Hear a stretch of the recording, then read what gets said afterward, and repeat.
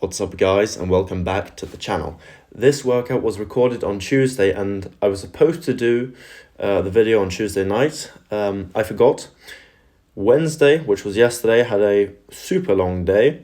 Came home at basically midnight, had to wake up to go to school at 8, so video was not made. Today, however, I do have the time.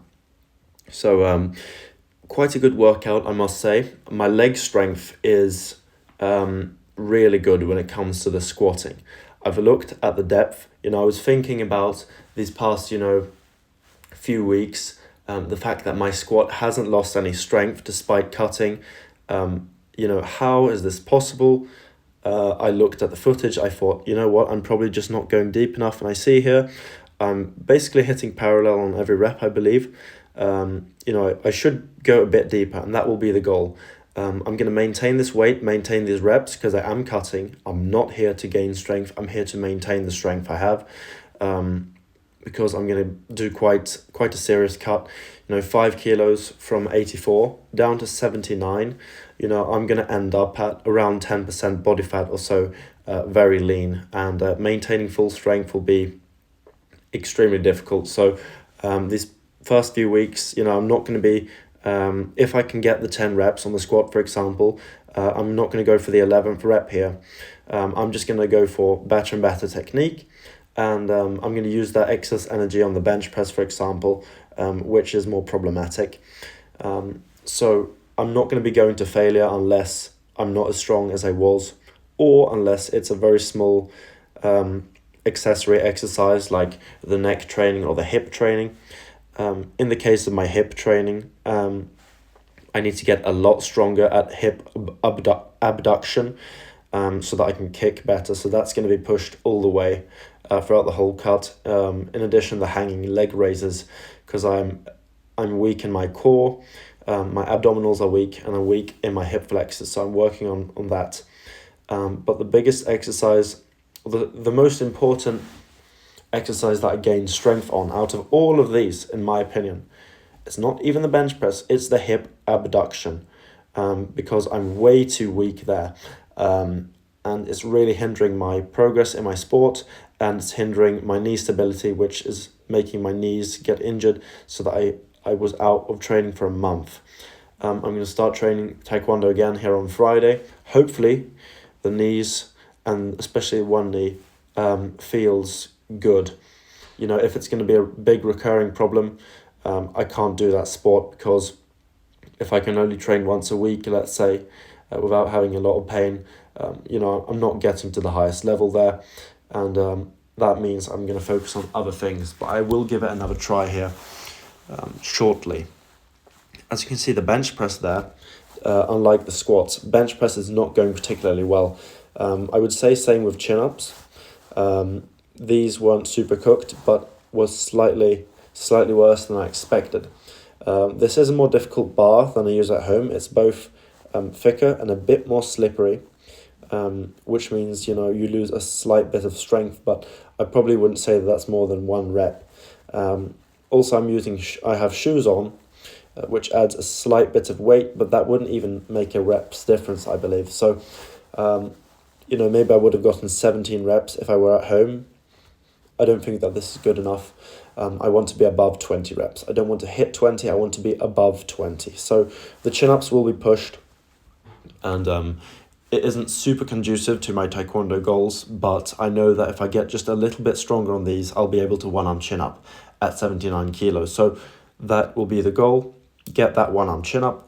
I know that I'll be very close, and when I am very close, every time I cut, I just get so irritated that I didn't push the chin-ups harder. So these will be pushed very hard. And moving on, hanging leg raises. Now, technically, on this workout, when I do the squat and the bench, I'm supposed to row and, do some hip work, I believe. But I got it all muddled up, basically, and I'm doing the wrong exercises on the wrong day. It is what it is. Maybe the hanging leg raises are supposed to be on this. I was originally doing a workout A and a workout B, and I've kind of lost track here. I actually was really low on sleep that Tuesday, so 2 days ago, and I was so tired that I loaded the bar for my rows and then I did a set of chin-ups. So I was very, very fatigued, not really in the body, but in the brain. And like my muscles were good, but my cognitive function was completely nuked. Today, kind of a similar situation, running low on sleep as usual.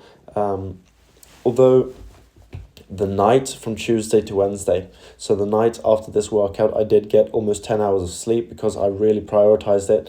I put myself in a perfect position to sleep as long as possible, and it worked. I felt super good yesterday on Wednesday, and I believe that probably really helped me get some really good recovery in and gain some strength off this session, since I am in a caloric deficit now. Maybe not on a daily basis, but definitely on a weekly basis. I'm going off a weekly average body weight, looking at losing about 0.5 kilo per week, which means if you average that deficit out, losing 5 kilos over 10 weeks, 5 kilos of fat is 7,700 calories times 5. And then you divide that by the amount of days and you have the daily deficit. If I'm not miscalculating, it's about 600 calorie deficit per day on average, which doesn't sound super much, and it isn't super much, but I am hungry and it will get worse. However, I am mentally strong, so that won't be the issue. I don't see myself cracking. At a younger age, under worse circumstances, I've cut to lower body fats.